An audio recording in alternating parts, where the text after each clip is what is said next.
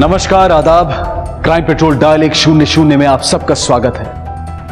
हर इंसान अपनी जिंदगी को अपने तरीके से जीना चाहता है। जिंदगी जीने का उसका अपना एक नजरिया, अपने कुछ मकाम होते हैं। और अगर इंसान अपने नजरिए को सही समझता है तो उसे किसी के प्रमाण पत्र की जरूरत नहीं होनी चाहिए। लेकिन अक्सर यह देखा गया है कि लोग अपने से ज्यादा दूसरों की सराहना और ध्यान को आकर्षित करना चाहते हैं। काश के ऐसे लोग समझ पाते कि दूसरों का प्रमाण पत्र प्राप्त करने की बजाय अपने आप पर भरोसा रखना ज्यादा जरूरी है। और जब अपने ही अपनों के लिए उठाए जोखिम को मानने से इनकार करें, यहां तक कि आपको दरकिनार कर दें, तो दिल दुखता है। और कई बार यह दुख इस कदर बढ़ता है कि रिश्तों में जुर्म की आहट कब प्रवेश कर जाती है पता ही नहीं लगता। केक आ गया, बहुत बढ़िया केक लाया हो। ये लो माचिस, आप कैंडल लगा दो, मैं छुरी लेके आता हूँ। क्या?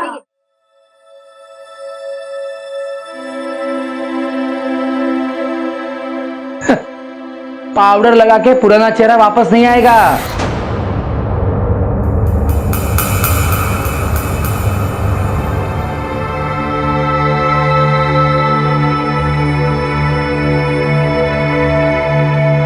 काटो काटो, चलो। अरे आई को तो आने दो।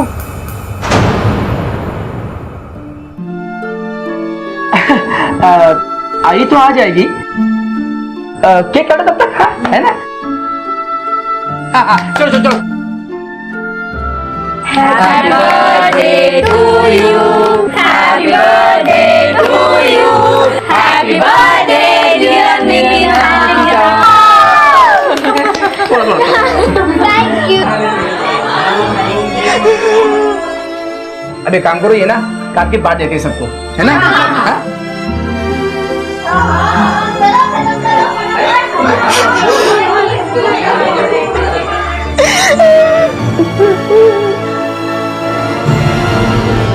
वसुधा एक मध्यम वर्गीय गृहिणी थी जिसने अपनी बेटी नीलम को स्टोव के फटने से बचाने के लिए अपने आप को उसका शिकार बना लिया। और इस हादसे में उसका चेहरे से लेकर छाती तक का पूरा हिस्सा जल गया। इस हादसे ने न सिर्फ उसका चेहरा बल्कि उसके परिवार में उसकी जगह और उसके सम्मान को भी बिगाड़ दिया था। वो सबके लिए एक हीन भावना की वजह बन चुकी थी और अपने लिए एक तिरस्कृत पत्नी और मां।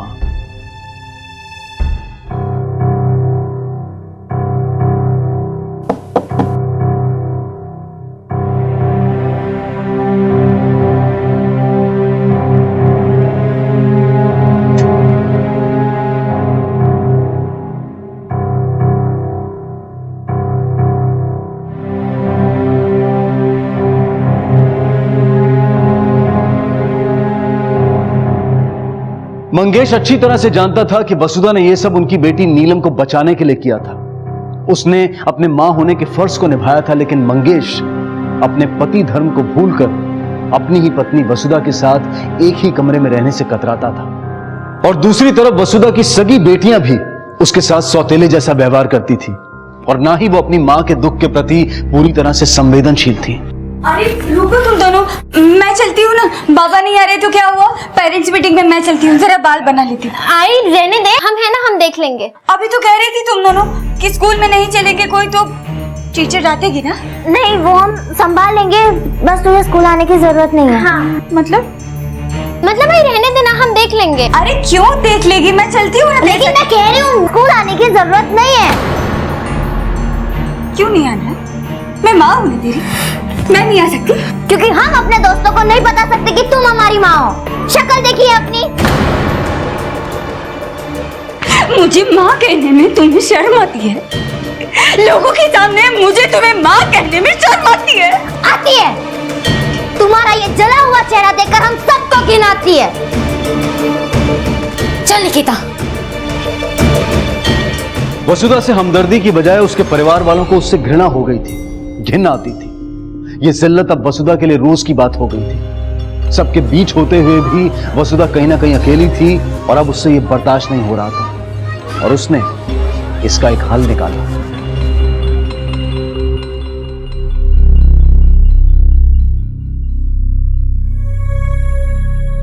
ले बेटा, ले आओ। ऐका ना, पिछले कुछ दिनों से ना मुझे एक अनजान नंबर से बार बार मिस कॉल आ रहा है और मुझे लग रहा है कि वो जानबूझकर परेशान करने के लिए कर रहा है।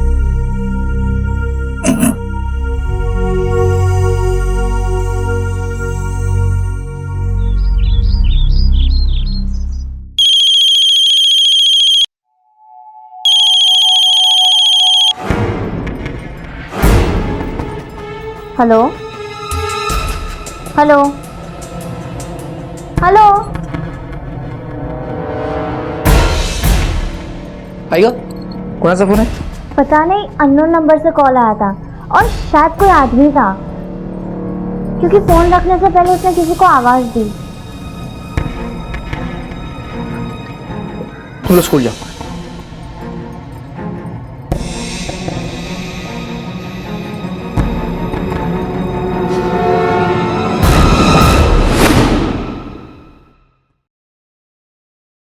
क्या चल रहा है? अरे बाबा आ गए? हाँ आ गया। क्या चल रहा है? Time pass. बहुत थक गया आज। पानी।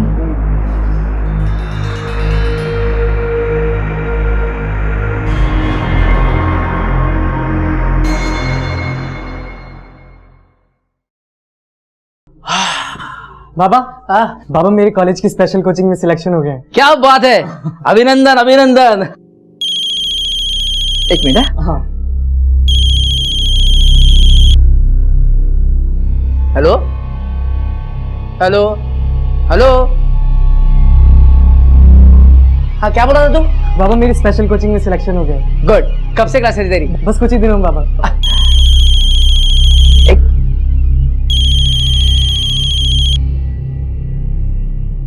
Hello hello hello.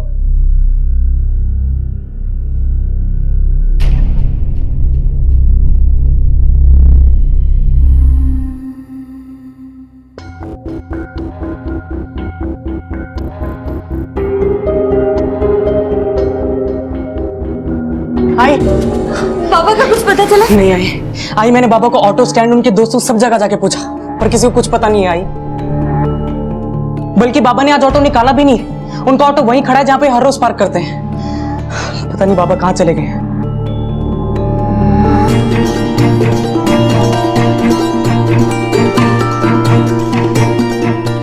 कहीं मेरी मिस कॉल वाली बात से उन्होंने कुछ उल्टा सीधा तो नहीं कर लिया ना? साहब ये मेरे पति हैं। कल कुछ काम से जाता हूँ कह कर गए, अब तक नहीं आए साहब। बैठिए। क्या करते हैं ये? रिक्शा चलाते हैं, लेकिन कल उन्होंने रिक्शा भी नहीं निकाला, पता नहीं कहाँ चले गए। इनकी किसी से दुश्मनी या कोई झगड़ा हुआ? नहीं सर, बाबा तो सीधे साधे आदमी है। शिंदे सर, इनसे इनके पति की डिटेल्स ले लो, उनके फोन को सर्विलेंस पे डाल दो और ऑटो स्टैंड जाके पता करो किसी ने देखा था क्या। ठीक है सर। ठीक है, आप लोग जा सकते हैं। एक मिनट, आपके चेहरे पे क्या हुआ?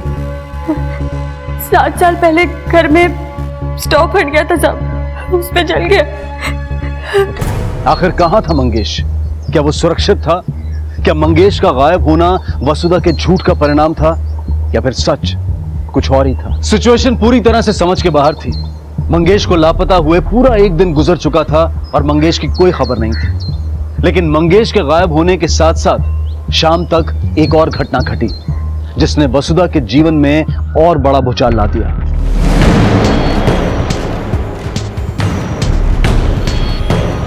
अरे भाई, मेरी बेटी नीलम और निकिता स्कूल के लिए निकली थी, अब तक घर नहीं लौटी। आपने देखा है कि आपको कुछ पता है? अरे मैडम, इतने बच्चे आते जाते हैं, कैसे पता होगा? अब तो स्कूल भी बंद हो गया है। पता नहीं कहाँ चले गए।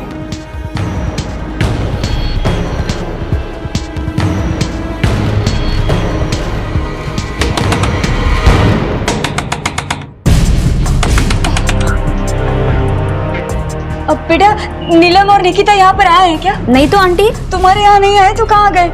आज शनिवार है, 3 बजे घर आ जाती हूँ, अब तक नहीं आई। कहाँ चली गई? लेकिन आंटी, आज तो वो दोनों स्कूल ही नहीं आई थी। क्या?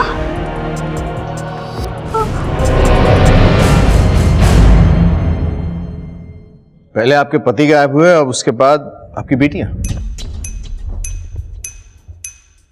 आपको किसी पे शक है जो आपके साथ ऐसा कर सकता है? मतलब कोई लड़ाई झगड़ा किसी से, कोई दुश्मनी? सर मेरे पापा वो सोनो वाले सीधे साधे आदमी हैं, अपने काम से काम रखते हैं सर। उनका किसी से दुश्मनी और झगड़ा हो ही नहीं सकता। और तुम्हारी बहनें, उनका किसी से कोई खास दोस्ती, कोई बॉयफ्रेंड? नहीं सर। अच्छा, तुम्हारी बहनों ने कभी शिकायत की किसी की? कोई उनका पीछा करता हो, कोई छेड़ता हो, कोई परेशान करता हो? नहीं सर, ऐसा तो उन्होंने कुछ भी नहीं बताया। ठीक है, आप लोग घबराइए मत, घर जाइए। और अगर ऐसी कोई भी बात याद आए जो हमारे इन्वेस्टिगेशन में मददगार साबित हो तो हमें जरूर बताइए। चलो।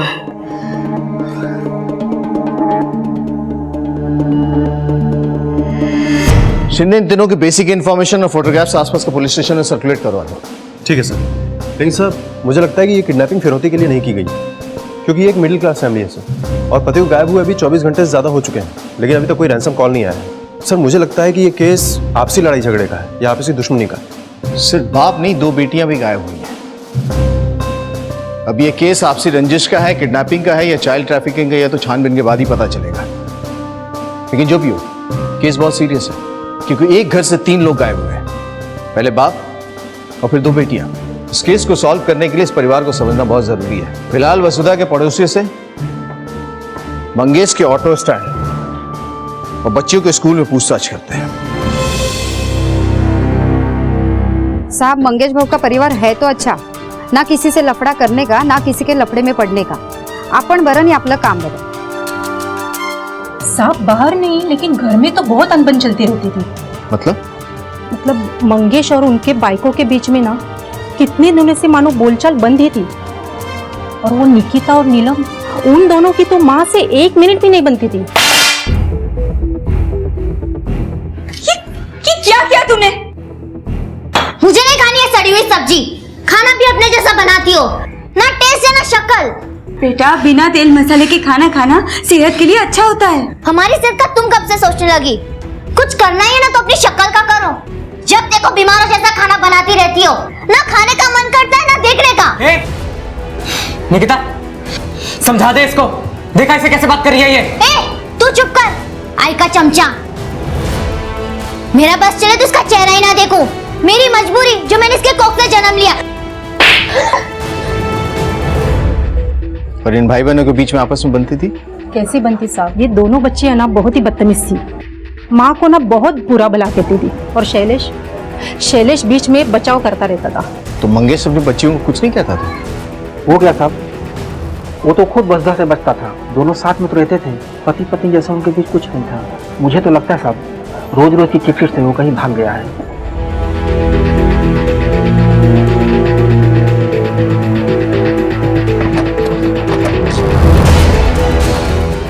मंगेश एकदम ईमानदार, उसूल वाला आदमी था साहब। शायद इस वजह से ही उसको लोग खड़ूस समझते थे, और इस वजह से लोगों से उसकी बनती नहीं थी। पर किसी से कोई दुश्मनी ऐसा कुछ नहीं था साहब। अच्छा, मंगेश 17 तारीख को यहाँ पर आया था क्या? नहीं साहब, वो 17 तारीख को यहाँ पे नहीं आया था। हमको लगा कि उसको बाहर का भाड़ा मिला होगा। जब भी उसका बेटा हमको यहाँ पे पूछने के लिए आया, तभी हमको लगा कि वो गायब है। हाँ साहब, और उसका घर पर बहुत मस्त होता था। इसके लिए वो हमेशा परेशान रहता था। बोलता था वो सगी माँ और बेटियों में बिल्कुल नहीं बनती। ऐसा लगता है जैसे जन्म जन्म की दुश्मन हो।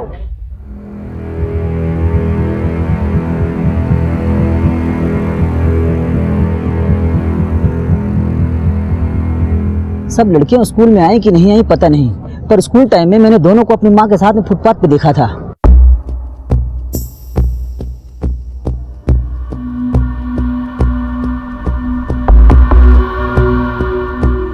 साहब, देख के ऐसा लग रहा था कि सुबह उन लोगों में किसी बात को लेकर झगड़ा चल रहा है।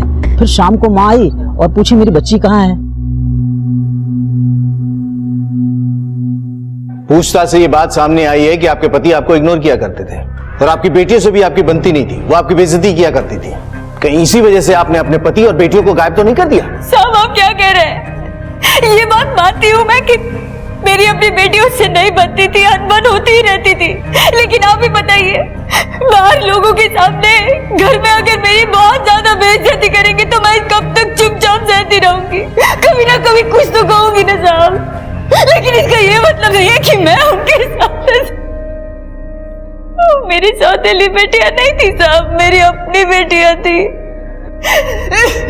पड़ोसियों से पता चला है कि नीलम और निकिता अपने माँ की बिल्कुल भी इज्जत नहीं करती थी, इसीलिए तुम भी उन दोनों को पसंद नहीं करते थे। ये बात सच है ना?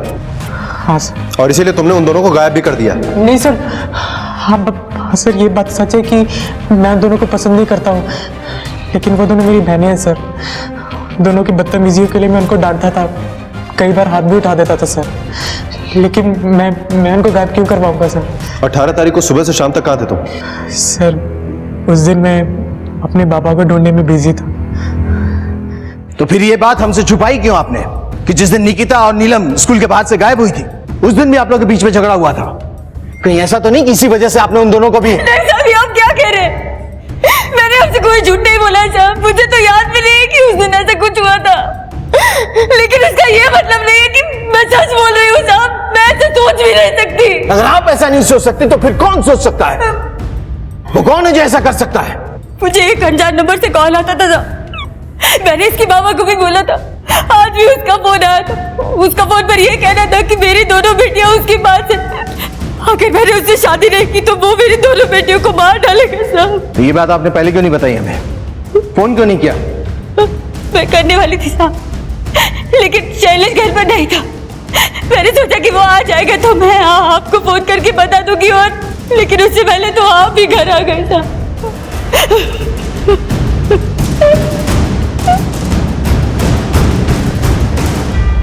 सर मुझे लगता है कि वसुधा झूठ बोल रही है, क्योंकि उसकी बात गले से नीचे नहीं उतर रही है सर। एक तो वो 40 साल की औरत है, 3 बच्चे की माँ है, और ऊपर से उसका चेहरा जलने की वजह से पूरी तरह बिगड़ भी चुका है। तो फिर उससे शादी करने के लिए कोई इस तरह से पागल क्यों होगा सर? शिंदे, शायद कोई ऐसा आदमी हो जिसे वसुधा के आज के हालात के बारे में पता ना हो।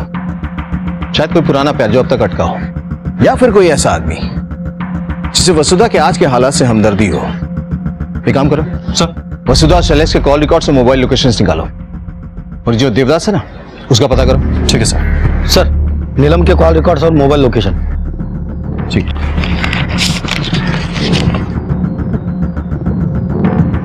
नीलम के मोबाइल का लास्ट लोकेशन उसके स्कूल के पास। शिंदे सर, इसका मतलब है कि लड़कियां जहां और जिसके साथ भी गई है ना, स्कूल के बाहर से गई हैं। एक काम करो सर, स्कूल के आसपास जितने भी सीसीटीवी कैमरास हैं और उस रूट पे जितने कैमरास हैं ना, सबका फुटेज चेक करो, शायद हमें कोई क्लू मिले। ठीक है सर। सर मैंने वसुधा और मंगेश के कॉल रिकॉर्ड्स चेक किए हैं। सर मंगेश के कॉल रिकॉर्ड से कुछ खास नहीं मिला है। 17 तारीख को उसका फोन उसके घर के आसपास ही बंद हुआ था सर, और वो अभी तक बंद है। और सर शैलेश के कॉल रिकॉर्ड से भी ये बात क्लियर है कि उसके कॉल सिर्फ फैमिली या दोस्तों तक ही सीमित है। और सर जिस दिन ये दोनों लड़कियां किडनैप हुई उस दिन भी शैलेश का फोन उसके घर के आसपास ही था सर। और वो वसुधा के रैंडम कॉल्स? सर वसुधा सच कह रही थी, उसको रैंडम कॉल्स आते थे। पता करो ये नंबर किसके नाम से, और उसका लोकेशन भी पता करो। अगर वसुधा सच कह रही है तो इस नंबर के जरिए हम मंगेश, नीलम और निकिता तक पहुंच सकते हैं। डर और झूठ इंसान की सबसे बड़ी कमजोरियां हैं, और यह बेहद जरूरी है कि इंसान अपने मनोबल से उस पर विजय पाए। लेकिन डर और झूठ नाम के दुश्मन जिन्हें वसुधा ने खुद पाला था, वो उसके परिवार को तहस नहस करने वाले थे। आखिर उन तीनों के साथ हुआ क्या था? नीलम का खून किसने किया था? क्या निकिता कातिल थी या वो खुद किसी साजिश का शिकार थी? और नीलम के खून से मंगेश का कोई वास्ता था भी या नहीं? क्या ये हादसों का सिलसिला वसुधा का बदला था? सर वसुधा को जिस नंबर से कॉल आ रहा था वो स्विच ऑफ है। इंक्वायरी की तो पता चला वो नंबर झूठे नाम और एड्रेस पे रजिस्टर है सर। उसकी लोकेशन क्या थी? सर जब तक वो फोन ऑन था उसकी लोकेशन ज्यादातर मीरा रोड स्टेशन के पास वाले मार्केट की थी।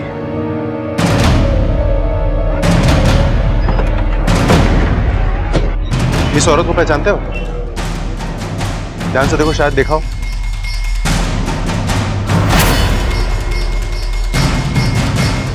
ये इस औरत को इधर से कहीं आते जाते देखा है क्या?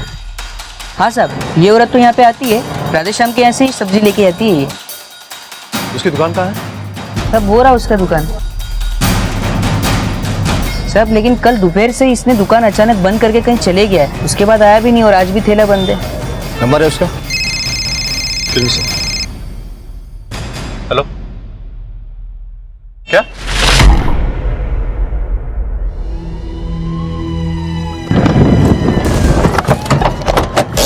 हटिए आप लोग यहां से। खून पूरी तरह से सूख चुका है।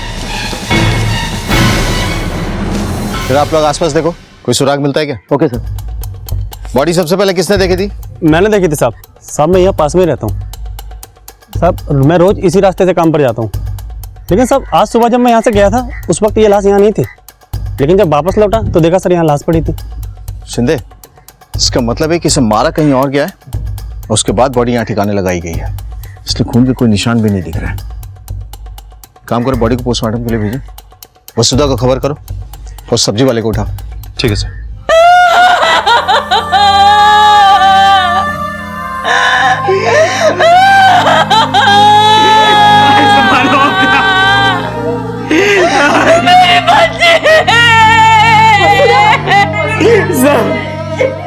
सर मैं अपनी एक बहन खो चुका हूँ सर, दूसरी को नहीं खोना चाहता सर। प्लीज मेरे बाबा और बहन को ढूंढ दो, प्लीज उन्हें ढूंढ दो सर। हम उन्हें ढूंढने की पूरी कोशिश कर रहे हैं, संभालो अपने आप को। शैलेश, शांत हो। आप कौन है? साहब मैं मंगेश का दोस्त हूँ। हफ्ते भर से बाहर था, आज ही आया हूँ तो ये बात पता चली। सर, राधेश्याम अचानक से कहीं चला गया है। पड़ोसियों का कहना है कि शायद वो अपने गांव गया होगा, लेकिन गांव कौन सा है सर, ये किसी को पता नहीं। मतलब पॉसिबल है कि ये किडनैपिंग और मर्डर राधेश्याम ने किया। इस केस को सॉल्व करने के लिए हमें उस तक पहुंचना बहुत जरूरी है। सर ये नीलम की पोस्टमार्टम रिपोर्ट। Thank you. हमारे इंफॉर्मेशन के मुताबिक राधेश्याम की दुकान 19 तारीख को बंद हुई थी और इस पोस्टमार्टम रिपोर्ट के मुताबिक नीलम की मौत 4 से 6 के बीच में 18 तारीख को, 5 बजे 20 तारीख को बॉडी मिली थी। जब तक ये राधेश्याम नहीं मिल जाता ना, इस केस की गुत्थी नहीं सुलझेगी। उसकी तलाश जारी रखो। Right sir. और सर वसुधा का घर काशीमीरा गांव में है, लड़कियों का स्कूल मीरा भाईंदर के शांति नगर के इलाके में। सर नीलम की लाश मिली है गोराई में। सर ये भी तो पॉसिबल है ना कि लड़कियों को इसी एरिया के बीच में कहीं रखा गया। पॉसिबल है सिद्धे। एक काम करो सर, गोराई से लेके मीरा रोड के बीच में पता करो वसुधा का कोई रिश्तेदार या नीलम का कोई दोस्त रहता है क्या। ठीक है सर।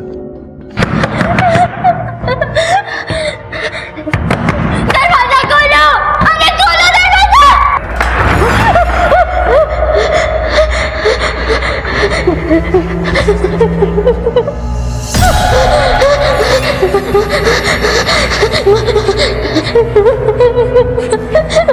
प्लीज मुझे जाने दो, मैं किसी को नहीं बताऊंगी। मुझे जाने दो, प्लीज जाने दो मुझे, प्लीज जाने दो। सर वो दोनों बहनें हमेशा एक साथ ही रहती थी, दोनों बहनें एकदम बेस्ट फ्रेंड की तरह रहती थी और इसीलिए उन्हें कभी किसी फ्रेंड की जरूरत ही नहीं थी। उनका कोई बॉयफ्रेंड था? नहीं सर, वो दोनों का कोई बॉयफ्रेंड नहीं था। सर एक और बात, अचानक उनके पास बहुत पैसे आने लगे थे और वो लोग खर्च भी बहुत करती थी, है ना? हाँ सर। ठीक है, थैंक यू। उन लड़कियों को पहचानते हो तुम? हाँ साहब, ये तो यही स्कूल में पढ़ती है साहब। ये लास्ट टाइम कब आई थी? 3-4 दिन पहले आई थी साहब। बहुत हो गया ये माँ का एहसान, मुझसे अब ये औरत बर्दाश्त ही नहीं होती। छोड़ना अब, और गुस्सा करके क्या फायदा। अब स्कूल बंक कर ही दिया है तो चल मैं तुझे एक जगह लेकर चलती हूँ। कहाँ? अब हम जाएंगे तो तुझे खुद ही पता चल जाएगा और तेरा गुस्सा भी शांत हो जाएगा। लेकिन निकिता, अरे चल नीलम। अच्छा ये लोग गई कैसे थे? सब कैसे गए ये तो मैंने देखा नहीं साहब, ग्राहक आया तो मैं काम में लग गया। उन बच्चियों को आप लोग पढ़ाते थे, बता सकते हैं कैसी बच्चियां थी? सर जो नहीं है उसके बारे में बुरा तो नहीं बोलना चाहिए। हाँ पर दोनों बहनें थी बहुत शरारती। पूरे स्कूल में ना कोई उनको पसंद करता था और ना वो किसी को, सिवाय प्रमोद सर के। वही थे जिनसे उनकी पटती थी। प्रमोद सर कहाँ है? प्रमोद सर पिछले 4 दिनों से छुट्टी पर है। वायरल हुआ है सर। 1 मिनट, ये देखिए डॉक्टर का प्रिस्क्रिप्शन, 4 दिन से दवाइयाँ खा रहा हूँ सर। अच्छा एक बात बताओ, जिन बच्चियों को स्कूल में किसी से नहीं बनती, कोई टीचर उन्हें पसंद नहीं करता, उनसे तुम्हारे क्लोजनेस का रीजन क्या था? सर हर टीचर का या स्टूडेंट का कोई ना कोई फेवरेट होता ही है, बस उतना ही। मैं सच कह रहा हूँ, मैंने कभी भी उनका फायदा उठाने की कोशिश नहीं की। फायदा उठाने की कोशिश तो की तुमने, लेकिन कामयाब नहीं हुए। अपनी बदनामी से बचने के लिए तुमने निकिता और नीलम को किडनैप किया और फिर नीलम को मार दिया। नहीं सर, 4 दिन से तो मैं स्कूल में भी नहीं गया हूँ और उससे पहले 2-3 दिन से ना तो मेरी उनसे बात हुई है ना ही मुलाकात हुई है। आप चाहो तो पता कर लीजिए। वो तो हम पता कर ही लेंगे, लेकिन एक बात ध्यान में रखना, अगर इस मर्डर और किडनैपिंग में तुम्हारा हाथ हुआ ना, 2 घंटे के अंदर तुम्हारा बुखार उतार दूंगा मैं।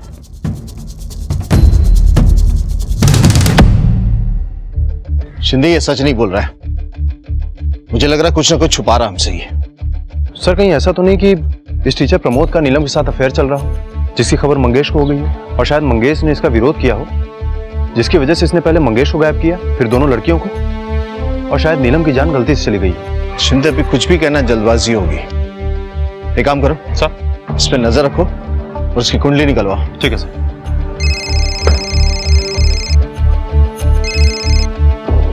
हेलो,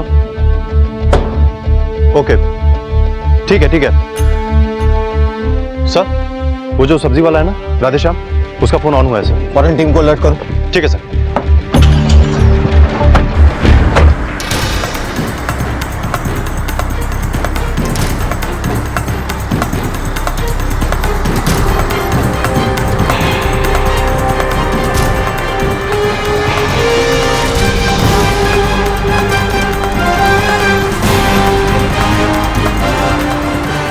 राधेश्याम चल। साहब हमने कुछ नहीं किया, चल पता चलेगा, चल। वसुधा बहन जी ने हमें खुद फोन करने के लिए बोला था साहब, और तो और साहब उन्होंने ही मुझे मोबाइल और नंबर दिया था। दादा आप मेरा एक छोटा सा काम करेंगे?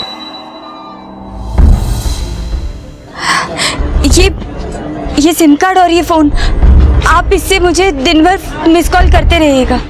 पर हम क्यों देंगे मिस कॉल, और काहे देंगे?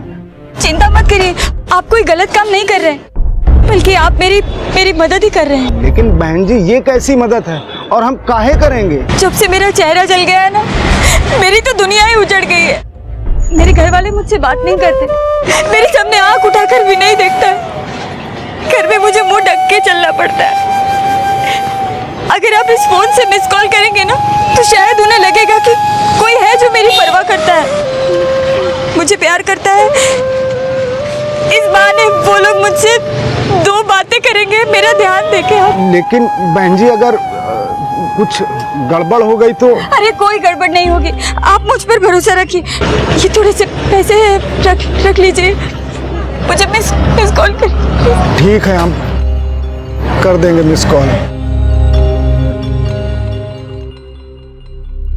तो वसुधा के कहने पे ही तूने उन लड़कियों को उठाया ना? नहीं साहब, हमने किसी को नहीं उठाया साहब। वसुधा बहन जी का पति उनको पसंद नहीं करता था साहब, इसलिए बहुत वो परेशान रहती थी। हमें क्या मालूम कि हम उनके साथ अच्छाई करेंगे और हम यहाँ तक पहुँच जाएंगे साहब। Excuse me sir.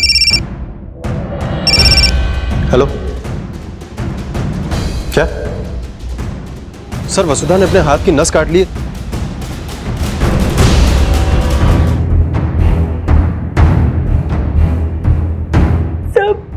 मेरी वजह से मेरी बच्ची नीलम, उसके साथ जो कुछ भी हुआ उसके लिए मैं जिम्मेदार हूँ, इसीलिए अपने आप को सजा देनी चाहिए, लेकिन बच गई। झूठ बोल के आपने गुनाह किया है, और उसी झूठ की वजह से हम गलत दिशा में तहकीकात करते रहे और आपकी नीलम मर गई। लेकिन अब मंगेश और निकिता किस हाल में हमें भी नहीं मालूम। साहब अब मुझे सजा दे दो, मैं जिम्मेदार हूँ इन सब के लिए। झूठ बोल के जो गुनाह किया उसकी सजा तो मिलेगी ही आपको, लेकिन अगर मंगेश और निकिता को कुछ हुआ होगा ना, तो कानून आपको थोड़ा भी रियायत नहीं देगा। सर वसुधा ने अपने हाथ की नस काट ली, इसका मतलब कि उसके अंदर वायलेंट इंस्टिंक्ट है।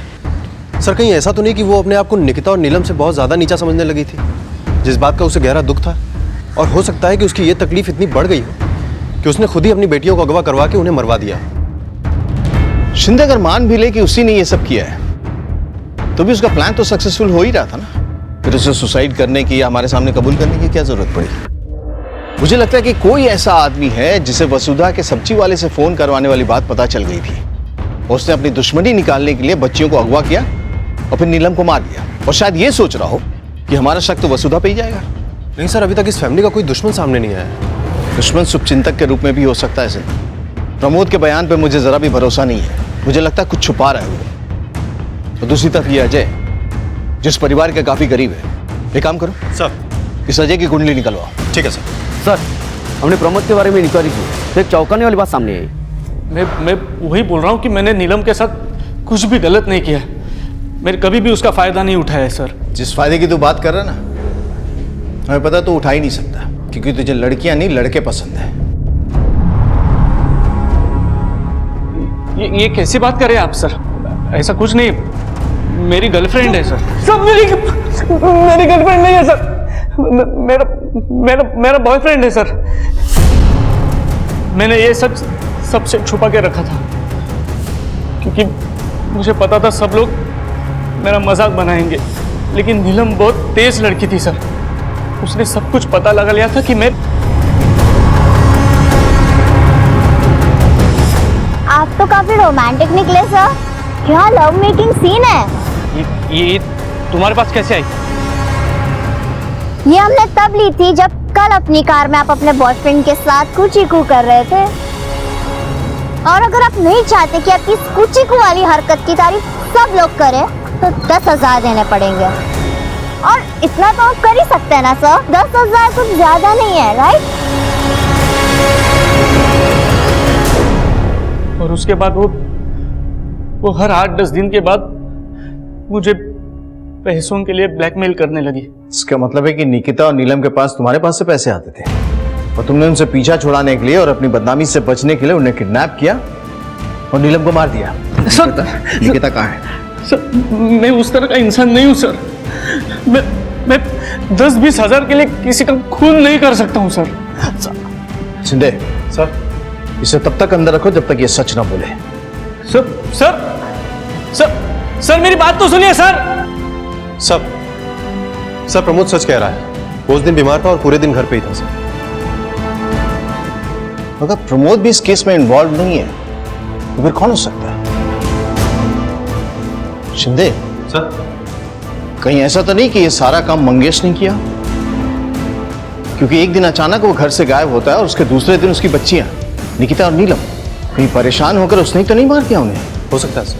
सर नायगांव रेलवे ट्रैक के पास एक लड़की की लाश मिली। हमने जो नीलम और निकिता की फोटो सर्कुलेट की थी, शायद उसके मुताबिक 2 लाश निकिता की हो सकती है, क्योंकि लाश का चेहरा निकिता से मिलता है।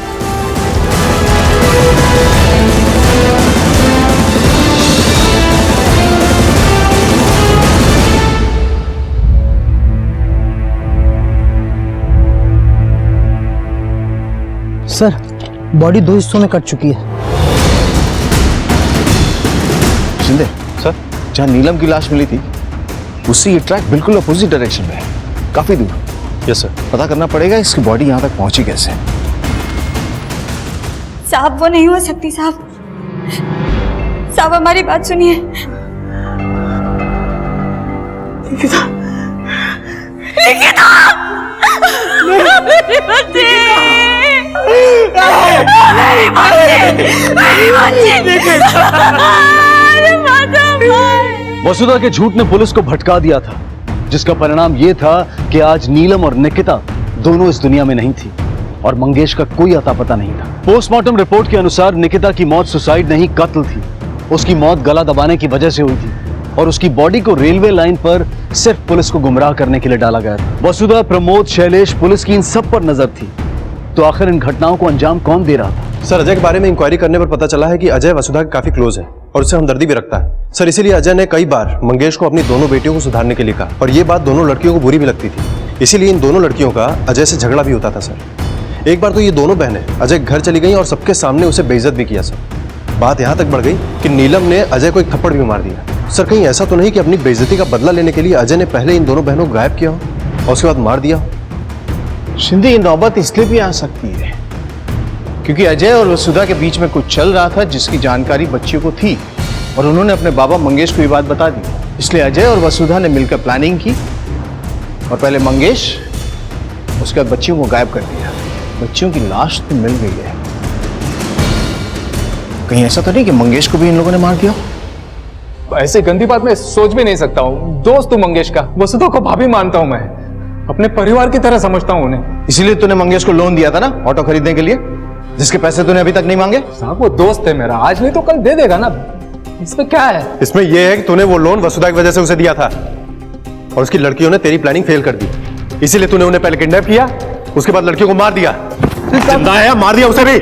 अरे साहब, मैंने किसी को नहीं मारा है, मैं अपने दोस्त के साथ ऐसा क्यों करूंगा? गलत रिश्तों की वजह से अक्सर दोस्त दोस्त का दुश्मन हो जाता है, तो तूने भी इसीलिए किया ना सब? नहीं साहब, वसुधा भाभी है मेरी, मैं ऐसा नहीं सोच सकता हूँ साहब। अगर तू ऐसा नहीं सोच सकता फिर किसने सोचा? वसुधा ने या शैलेश ने? क्या बात कर रहे हैं साहब, दोनों बहुत भले लोग हैं। सर, मंगेश अपने घर आ गए हैं। क्या? अब तक कहां थे तुम? साहब, मैं राजस्थान गया था। वहां किस लिए गए थे? वसुधा का चेहरा जब से बिगड़ गया है, उसके साथ रहना बहुत मुश्किल हो गया था। हमारे बीच में पति पत्नी जैसा कुछ भी नहीं था, लेकिन उस दिन जब मुझे पता चला कि उसको किसी अनजान नंबर से मिस कॉल आ रहा है, मुझे बहुत बुरा लगा साहब। खुद की घिन आने लगी साहब। मुझे लगा मैं उसके साथ बहुत गलत कर रहा हूँ। मैं उसको देखता नहीं, इसीलिए कोई उसे तंग कर रहा है, पर मैं था जो अपना पति धर्म निभाने से भागता रहा साहब, इसीलिए उसे छोड़कर भाग गया। लेकिन जब पेपर में नीलिमा और निकिता के बारे में पढ़ा तो मुझसे रह नहीं गया साहब, मुझसे रह नहीं गया साहब। मैं वापस चला आया साहब, मैं वापस। कहीं ऐसा तो नहीं इन्हीं सब कारणों की वजह से वसुधा के अंदर इतना गुस्सा भर गया कि उसने ही अपनी बेटियों को मार दिया?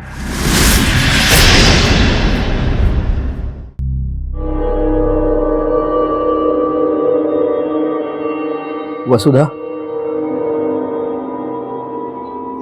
क्या तुमने हमारी बेटियों को मारा? क्या कह रहे हैं आप मुझ पे शक कर रहे हैं? नहीं वसुधा, वो सर, हमारी पुलिस टीम ने भाईंदर, जहां पर नीलम और निकिता का स्कूल है, वहां से लेकर मीरा रोड, गुराई, जहां पर नीलम की लाश मिली, और नायगांव, जहां पर निकिता की लाश मिली, इन सब जगहों की फुटेजेस चेक किए तो घोड़बंदर मार्केट के एक एटीएम के सीसीटीवी फुटेज में ये दोनों लड़कियां एक लड़के के साथ नजर आई हैं। ये फुटेज है सर। लगा? ये देखिए सर, ये पॉज कर, जूम करना। हेलमेट की वजह से शक्ल पहचानना मुश्किल, बाइक का नंबर भी नहीं है। ठीक काम करो सर, इस फुटेज को लैब भेजो और वहां से नंबर निकलवाओ। उसने इंडिया का जर्सी पहना है। शिंदे सर, इस फुटेज को देख के एक बात तो साफ होगी कि लड़कियां जिसके साथ भी गई है ना, उसे बहुत अच्छी तरीके से जानती है और ये जर्सी में कातिल तक पहुंचा सकती है।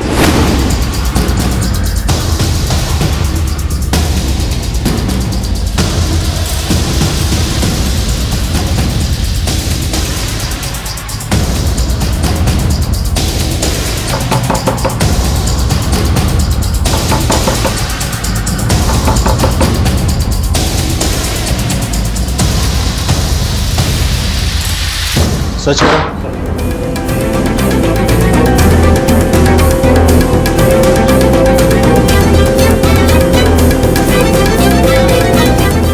सर, इधर नहीं है।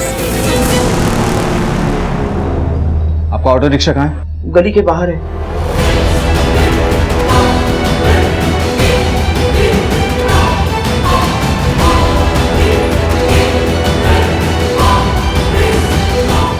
सर,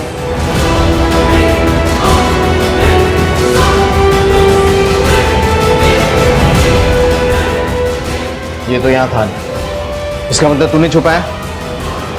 यहाँ बोलेगा या पुलिस स्टेशन में चल के? क्योंकि झूठ बोलने का कोई फायदा नहीं है। जिस बाइक पे तू अपने बहनों को लेके गया था ना, वो सलीम की बाइक थी और तेरे कॉल रिकॉर्ड से ये बात पता चली है कि उसके और तेरे बीच में बातचीत होती थी। बोल।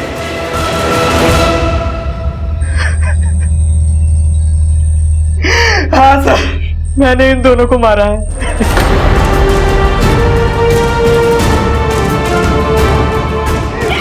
क्यों मारा अपनी बहनों को? तूने अपनी बहनों को क्यों मारा? बोल, तेरी बहनें थी वो। नहीं थी वो मेरी बहनें, क्योंकि उन दोनों ने और राजी ने मुझे हमेशा ये एहसास दिलाया कि मैं तुम्हारा अपना नहीं बल्कि गोद लिया हुआ बेटा। ये बात मैंने तुमको और बाबा को नहीं बताई।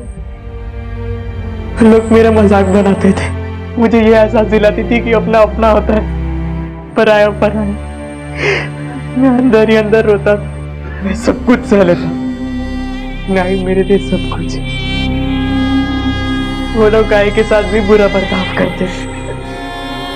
मैं पहले से ही उनसे गुस्सा था, पर जब उस दिन बाबा गायब हुए तो नीलम ने सारा इल्जाम आई के ऊपर डाल दिया और आई को बहुत बुरा भला कहा। आई उनको समझाने के लिए स्कूल तक गई। आई रोते रोते घर है कि मैं नीलम को जिंदा नहीं छोड़ूंगा। उसके बाद क्या हुआ? उसके बाद मैंने निकिता को झूठ कहा कि बाबा वापस आ गए और उन दोनों को बुला रहे हैं, हमको उन्हें मनाने जाना पड़ेगा। नीलम को मारने के बाद मैंने निकिता को समझाने की बहुत कोशिश की, पर वो मेरी बात ही नहीं सुन रही थी, इसलिए मैंने 3 दिन बाद उसको भी मार दिया। तेरे आने के बाद मेरे घर में खुशी आई थी। तेरे घर में आने के बाद ही मैं माँ बनी और तूने ही मेरा घर उजाड़ कर रख दिया। मेरे बच्चे कभी वापस नहीं आ सकते। ले चलो इसे।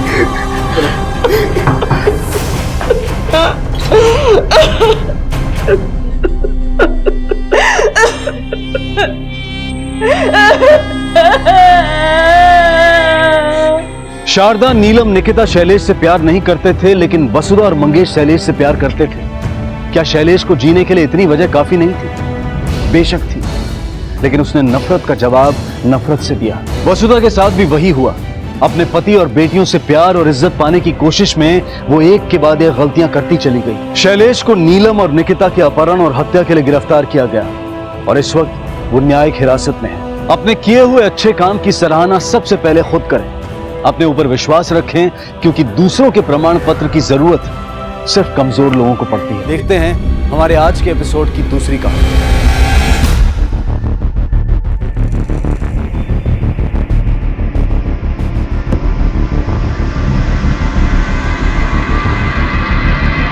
लो खा लो, खा लो।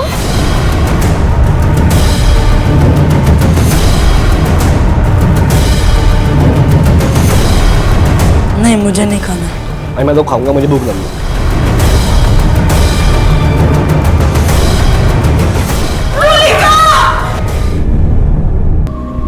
सदियों पहले जब इंसान ने 2 पत्थर के टुकड़ों को रगड़कर पहली बार आग जलाना सीखा होगा, तब उसे अंदाजा भी नहीं रहा होगा कि घर्षण या टकराव से पैदा होने वाला यह सिद्धांत आने वाले समय में न सिर्फ उसके सामने, बल्कि उसके देश, समाज और पूरी दुनिया के सामने सबसे बड़ी चुनौती और समस्या बनकर खड़ा होगा।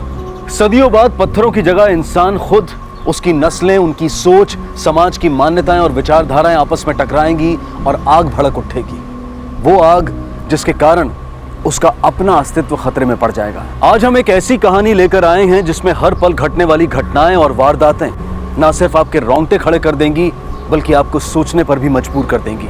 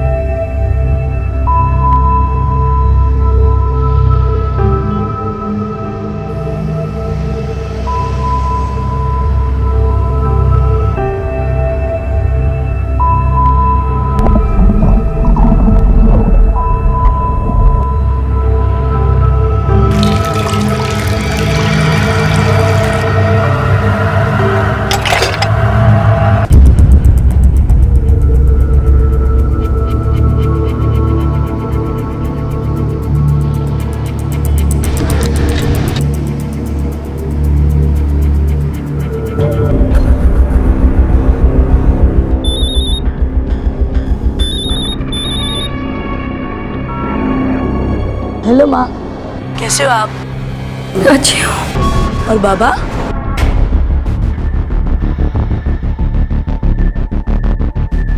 बाबा भी ठीक है। और सांची कैसी है? सांची भी अच्छी है। 2 दिन के बाद उसकी गुड़िया की शादी है ना, तो उसी की तैयारी में लगी है। और तू कैसा है? मैं तो एकदम चंगा हूँ। गौतम जल्दी आ जा, तेरी बहुत याद आती है। मैं नहीं आ सकता ना माँ, ख्याल रख अपना। रखता हूँ। हेलो गौतम।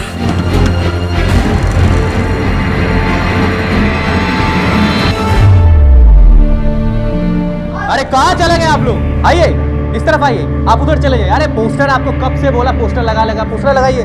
और काम हो रहा है आपका? हाँ भैया। हाँ, क्या लिख रहे हो? ठीक से लिखो।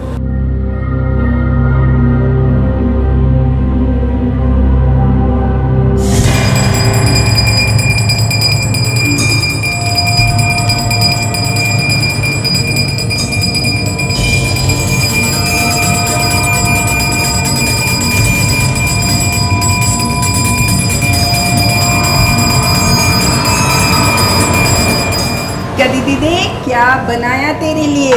तेरा पसंद की मछली, पेट भरे खा भी। एकदम शर्माना नहीं। मुझे भूख नहीं है। क्यों बेटा? लेकिन माछ खाने पे तो कोई मना नहीं कर सकते ना। ऊपर से मेरे हाथ पे बनाए हुए इलिश माछ। हाँ, मुझे मालूम है तुम्हें इलिश माछ बहुत पसंद है ना?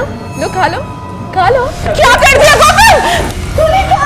तुलिका बेटा, छोड़ यार, मिल जाएगी। और अरे कहाँ गए वो 2 बच्चे? Hello, police station.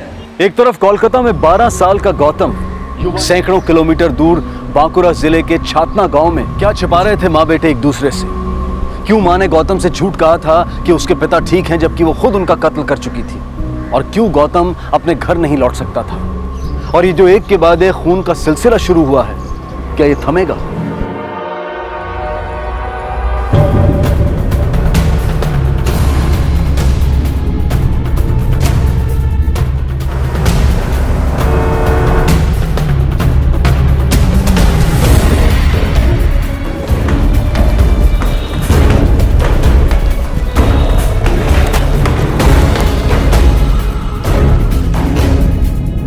आपको जो बोला वो करिए। साइड में जाइए, कुछ नहीं है। जाइए साइड में जाइए। साइड में संभाल लो। क्या हो गया बेटी?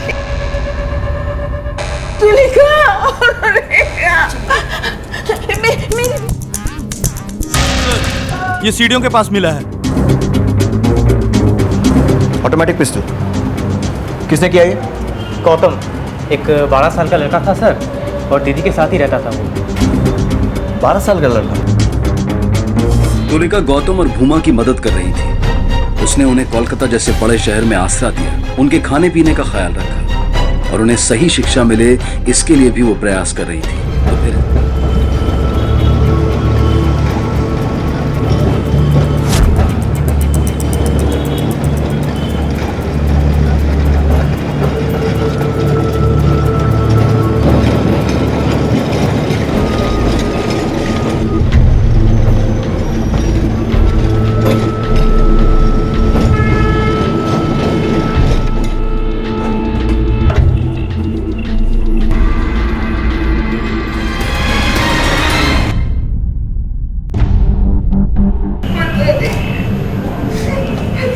सर, उसने ऐसा क्यों किया? दोनों बच्चे थे सर, स्कॉलरशिप के लिए आए थे। और गौतम को तो हमने अपने बच्चे की तरह माना था। अगर मैं अपने आंखों से नहीं देखती तो कभी भी विश्वास नहीं कर पाती। इतने प्यारे बच्चे ये कर सकते हैं। उन दोनों लड़कों की कोई फोटो होगी आपके पास? गौतम की है, कल ही ली थी हमने। ये देखिए सर, ये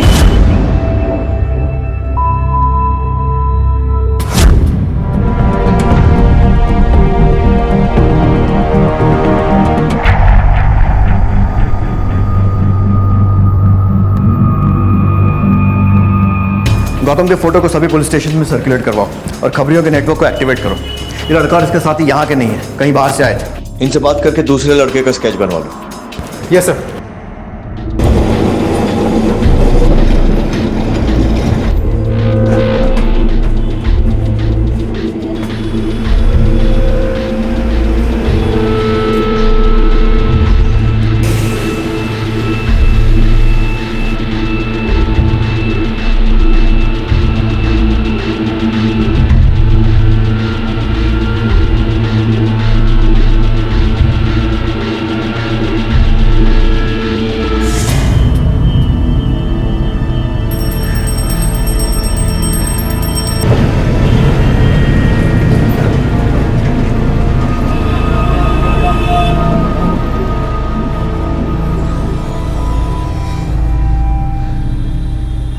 गौतम इधर आ। तू यहाँ पर बैठ, मैं आ रहा हूँ। दादा कहाँ जा रहे हो?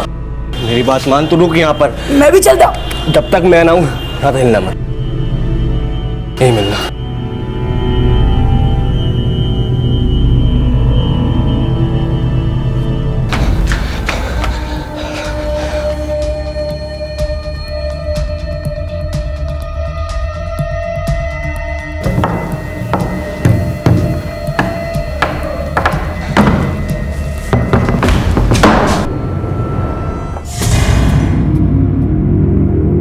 क्या हुआ दादा? कुछ नहीं, अब क्या करेंगे? रात होने का इंतजार, तब तक हमको किसी के घर छुपना होगा। और अब तक तो कोलकाता पुलिस ने तेरे फोटो छाप दिए होंगे सारे में। होटल में गए तो पकड़े जाएंगे। दादा अगर ऐसा है ना तो आप चले जाओ, मैं अकेले संभाल लूंगा। तो गोली क्या चला दी, खुद को तरनखा बनने लगा तू। साथ आए थे साथ जाएंगे, और ये फालतू के दिमाग मत लगा तू। बस ये सोच रात का गुजारे।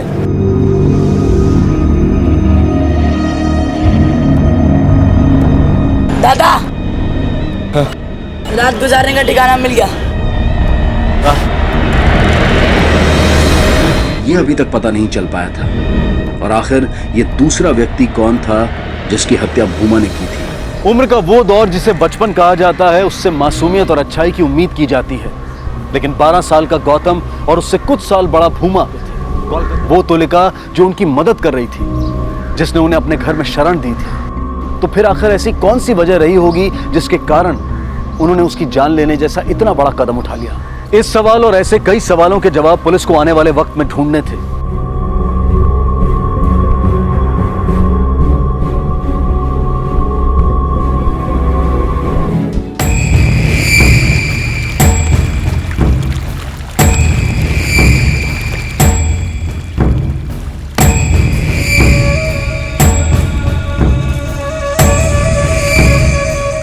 मैं क्या हाथ जोड़ती, मुझे एक बार मेरी बेटी से मिलने दो। उसे बहुत तेज बुखार है, उसे दवा की जरूरत है। अरे तो गिड़गिड़ा क्यों रही है? मैंने किसी बात के लिए मना किया आज तक? तो जा मिल ले। सर, इन लोगों ने तुलिका को अपने गांव का जो नाम बताया था, मैंने वहां बात कर लिया। ये लोग वहां से नहीं है। इन लोगों ने तुलिका को झूठा एड्रेस दिया था। किसी और गांव से 2 बच्चे गरीब स्टूडेंट्स बनकर आए, तुलिका से मिले। तुलिका ने इन लोगों को अपने घर पे भी रखा हुआ था। एक और बात सर, ये छोटा सा बच्चा गौतम, जिसने तुलिका पर गोली चलाई, पिछले 10 दिनों से एक लस्सी की दुकान पे काम कर रहा था।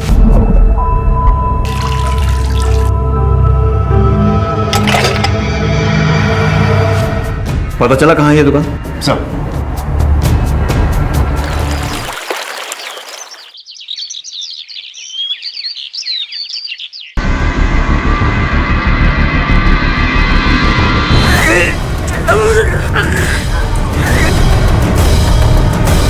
दीदी दीदी आप निकलो यहाँ से अभी, जल्दी। क्यों? वो मोइनकदा और पूरे गांव वाले यही आ रहे हैं। लेकिन क्यों? मैंने सुना कि वो आपको मार डालेंगे, और वो इसीलिए वो आ रहे हैं। तू रुक यहाँ पे, आते हो।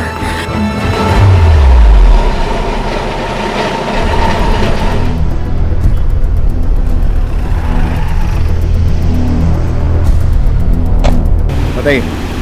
मुझे नहीं पता था सर वो लड़का ऐसा निकलेगा। मुझे काम के लिए लड़के की जरूरत थी, मैंने उसे रख लिया अपने यहाँ। बिना कोई बैकग्राउंड चेक किए ऐसे ही रख लिए? उसी समय हमारी दुकान के सब स्टाफ छुट्टी पर चले गए थे और दुकान अकेले संभालने में प्रॉब्लम हो रहा था, इसलिए उसे काम की जरूरत थी, मुझे स्टाफ की, मैंने रख लिया उसे। कभी कोई पिस्तौल या गन वन कुछ देखा, या फिर कोई उससे मिलने आया हो? नहीं सर। ठीक है।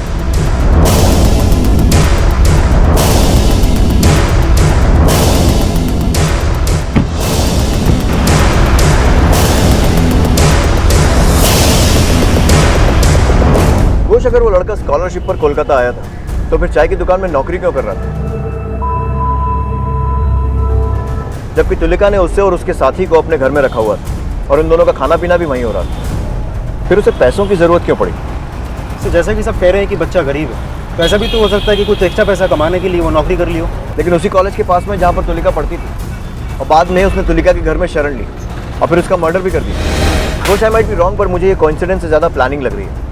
नहीं तो उसके पास वो ऑटोमेटिक रिवॉल्वर कहाँ से आता? सर कहीं ऐसा तो नहीं कि दोनों बच्चे किसी क्रिमिनल गैंग के साथ कनेक्टेड हो, या फिर दोनों ही सुपारी किलर्स हो सकता है, और ये भी हो सकता है कि वो रिवॉल्वर तुलिका का ही हो। आफ्टर ऑल पॉलिटिशियन थी और ऐसे लोगों के बारे में श्योरिटी से कुछ नहीं कह सकते। लेकिन मुझे एक बात समझ में नहीं आ रही, उसके पास तुलिका को मारने के बहुत सारे चांसेस थे। कभी भी मार सकता था अकेले में, या फिर रात में सबके सोने के बाद, लेकिन उसने सबके सामने मारा, वो भी दिन दहाड़े। चल देखते हैं कहाँ छुपी है।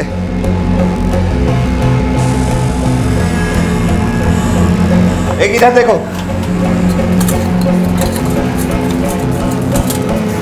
झुमके, हाँ? मिताली कहाँ है? मुझे नहीं पता। नहीं पता? सच सच बोल। मुझे सच में नहीं पता। ठीक है, चलो हम खुद ही पता कर लेते हैं। अरे चलो रे, पूरा गांव खंगाल करके ढूंढो, देखो कहाँ जाते हैं यार। चलो मिला।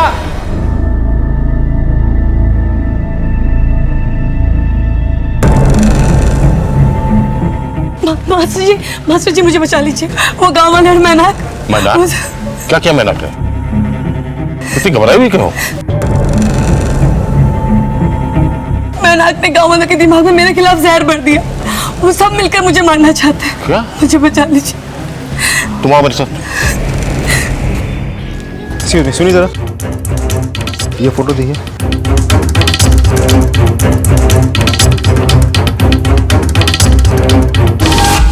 तू आएगा? नहीं, मुझे नहीं खाना। मैं तो खाऊंगा, मुझे भूख लगी। गौतम और भूमा को पकड़ने के लिए कोलकाता पुलिस ने पूरे शहर में जाल बिछा रखा था। उन्होंने शहर के कोने कोने में गौतम की तस्वीर फैला दी थी, जिससे उन्हें उसके बारे में कोई ना कोई सुराग मिलने की पूरी उम्मीद थी। बेटा, ये फोटो देखो। इसे देखा है? हाँ, इसको मैं देखा था। मेरा दोस्त दीप चैटर्जी के साथ था। दीप चैटर्जी? कहाँ रहता है बेटा ये दीप? ये आगे वाली गली पे ब्लू वाला घर। Thank you. वेलकम। सर, इस लड़के का घर पता चल गया, दीप चैटर्जी।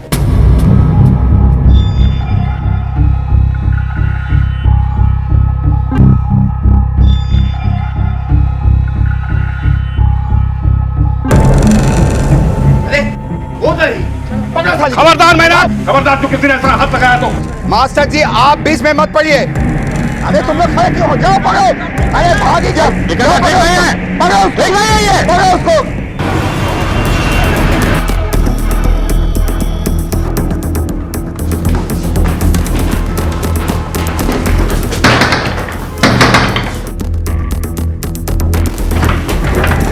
जी हाँ, शीलादित्य चैटर्जी। जी हाँ, हम लोग एक लड़के की तलाश कर रहे हैं, गौतम नाम है उसका, जो आखिरी बार आपके बेटे दीप के साथ देखा गया था। क्या वो आया था?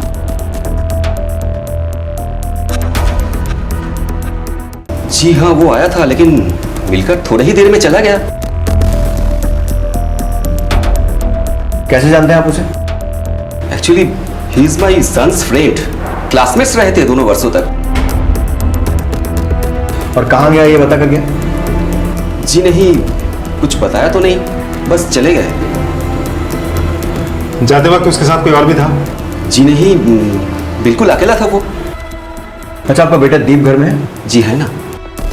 बुलाइए। बुलाइए। दीप, दीप बेटा।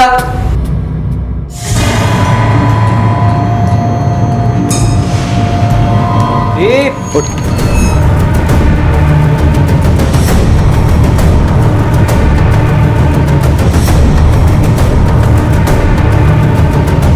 जाएगी कहाँ आखिर बच के? इधर ही कहीं होगी। पूरा छान मारना है इधर उधर सब।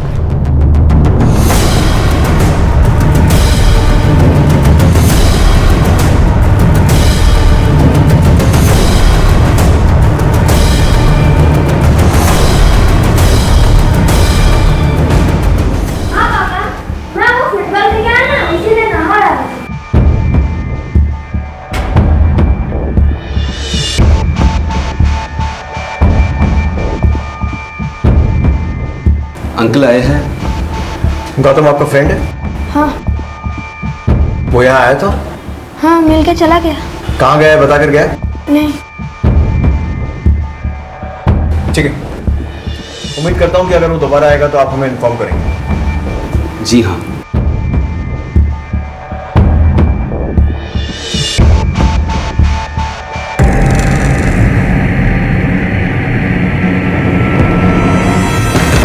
आजू बाजू वाले देख न ले, इस डर से कोई हमसे दरवाजे पर खड़े होकर बात करना पसंद नहीं करता। लेकिन मिस्टर चैटर्जी ने हमें अंदर आने के लिए एक बार भी नहीं कहा। कुछ तो गड़बड़ है। अपने 3-4 आदमियों को सादी वर्दी में घर के आसपास तैनात करो और 24 घंटे नजर रखने को कहो। सब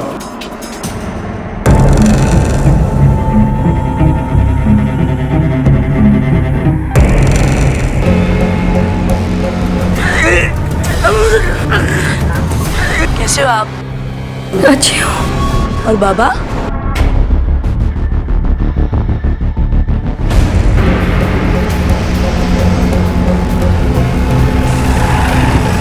देखिए, अगर सिचुएशन इतनी क्रिटिकल और इन्फॉर्मेशन क्रूशियल नहीं होती तो इस टाइम पे आपको डिस्टर्ब नहीं करते। No no, it doesn't matter. In fact मैं तो इस बात से हैरान हूँ कि गौतम ने ऐसा किया है। हमारी स्कूल का बहुत ही ब्रिलियंट स्टूडेंट था वो, एजुकेशन में, स्पोर्ट्स में, हर चीज में। कोलकाता से उसकी फैमिली फिर शिफ्ट कर गई थी मेदिनीपुर डिवीजन में। हाँ, ये रही। बांकुरा जिले के एक छोटे से स्कूल में उसने एडमिशन ले लिया था। बांकुरा? जी।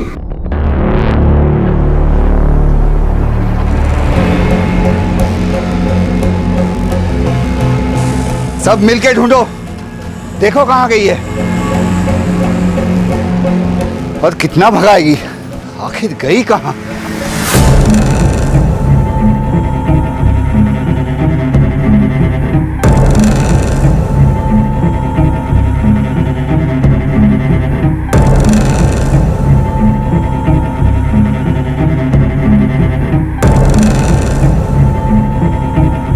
आओ।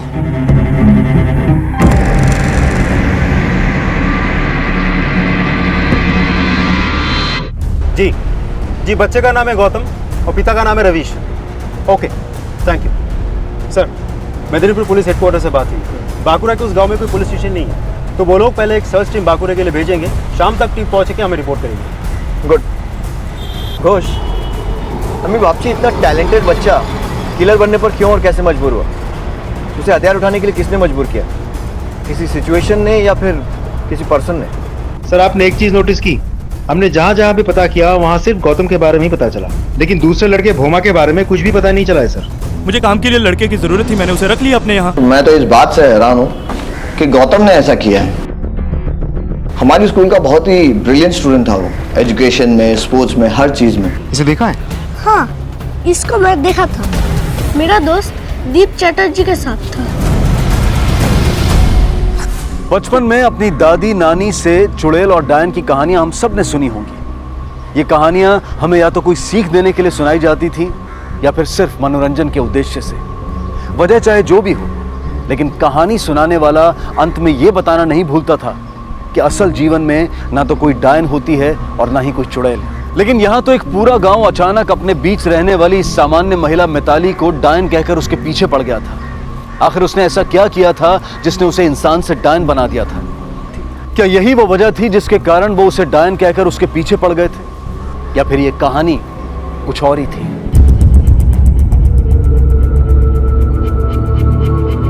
हेलो हेलो माँ। गौतम भैया। झुमकी, झुमकी क्या हुआ? झुमकी माँ कहाँ? झुमकी वो गाँव वाले माँ को ले गए। क्यों? कहाँ ले गए?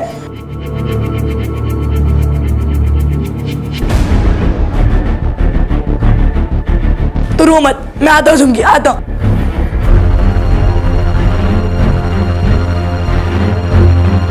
माँ को मार डालेंगे।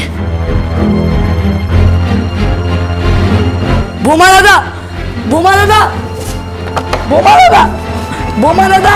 ये औरत का इसने पति को मारा। हमको जो मोइना खाया, उसको बीवी का पेट में जो बच्चा था उसको भी खाया। मैंने पति को नहीं मारा, आपको पक्का कोई गलतफहमी हुई है। कल सूरज ढलते ही हम सब गाँव वाले उसको ऐसे सजा देंगे कि आप लोग के साथ बुरा काम करने का परिणाम क्या है उसको पता चलेगा। अरे मिलना चाहिए। आप लोग का बुरा कर रहे हैं, काम पर क्या है उसका? क्या कर रहे हो तुम? क्या कर रहे हो? क्यों कर रहे हो? सजा देना है। अरे छोड़ दो इसे। अरे भगवान के लिए आप करिए। कुछ नहीं किया इसने। मास्टर जी आप समझाइए ना इन लोगों को कि मैं डायन नहीं हूँ। आप सब तो जानते हैं मुझे। प्लीज मुझे छोड़ दीजिए। मेरे छोटे छोटे बच्चे वो किसके सहारे जिएंगे? इसे नहीं छोड़ना है। नहीं छोड़ोगे।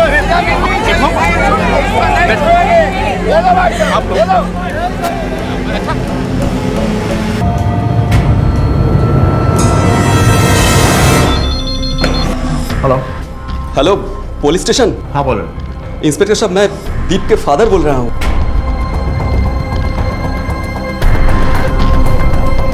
ओके हम लोग पहुंच रहे हैं। Push fast sir. यह अभी जुर्म की फेहरिस्त की शुरुआत थी और कोलकाता पुलिस गांव में घट रहे अपराधों से पूरी तरह से अनजान थी।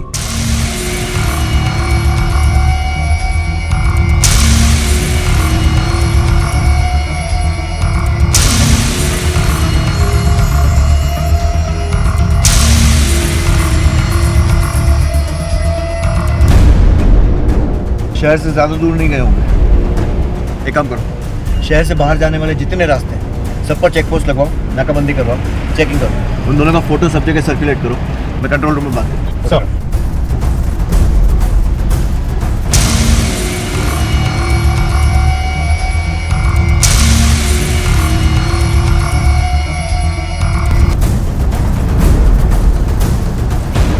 हाँ 2 लड़के हैं, एक 12 साल का, एक 14 साल का। एक का नाम है गौतम, दूसरे का नाम है भोमा।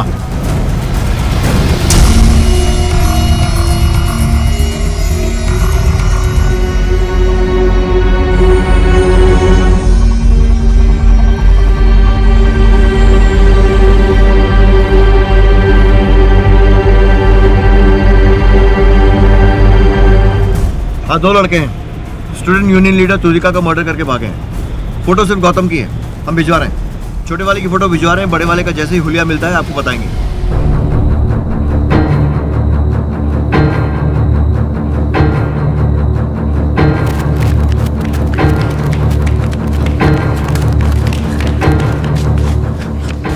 भाग भाग भाग। दादा दादा क्या हुआ? क्या हुआ दादा? दादा दादा उठने की कोशिश करो। क्या हुआ दादा? मुझे लग रहा है मेरे मोच आ गई है। मैं नहीं जा पाऊंगा। तू जा। दादा मैं नहीं जाऊंगा। दादा आपने ही कहा था साथ आए थे साथ जाएंगे। दादा बताओ मुझे क्या हुआ? तू जा। नहीं दादा मैं नहीं जाऊंगा। तू जा। नहीं दादा मैं जाऊंगा नहीं आपके बिना। अरे रुक साले। दादा उठने की कोशिश करो। क्या हुआ दादा? मैं जाऊंगा नहीं आपके बिना। अरे रुक साले। अरे रुक साले।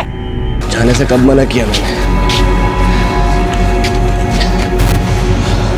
गांव जाएंगे। सुबह गंगा किनारे जाकर अपना भेष बदलेंगे और गांव चलेंगे। गांव जरूर जाएंगे।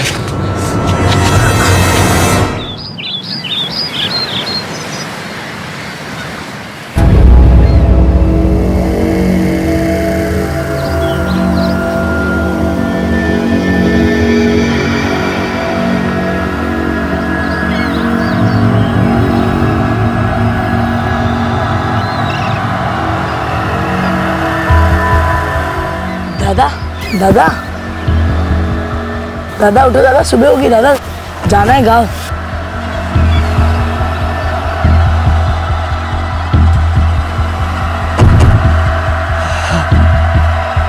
मैं चलना है दादा। आओ दादा आओ। दादा दादा उठने की कोशिश करो दादा। गौतम लगता है हम जहाँ नहीं जा पाएंगे। बहुत दर्द हो रहा है। दादा आप यहीं पे रुको, मैं देखता हूँ कोई दवाई मिलती है आसपास। नहीं गौतम गौतम गौतम तू कहीं मत जा। रुक गौतम, रोक अभी। गौतम गौतम रुक तू। और आ गया ये।